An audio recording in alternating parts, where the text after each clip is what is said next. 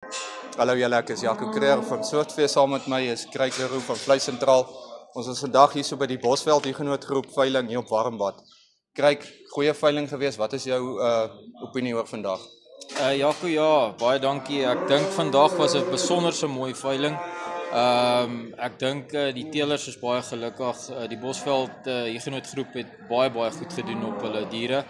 Die kwaliteit was fantasties.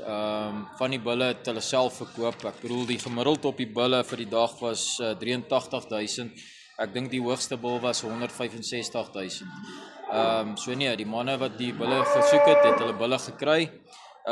Ons vroulike diere, die koe en die kalvers, het fantasties gedoen. 26.000 gemiddeld. Die dragtige koeie se gemiddeld was 18.000.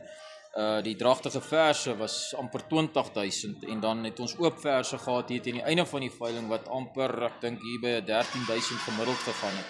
So nee, ek dink dit het baie goed gegaan. Ons het ek dink een bul nie verkoop vir die dag nie. Verder is al die diere verkoop. Ek dink die kopers kan baie tevrede wees met wat hulle gekoop het. Die teelers kan baie tevrede te wees. In die omstandighede wat ons is met die back and claw oor die land. En jy weet, dit het nog nie gereën nie. So ek dink met daai twee faktore dink ek wat 'n rol speel, dink ek het die veiling baie goed gedoen. Diere verkoop.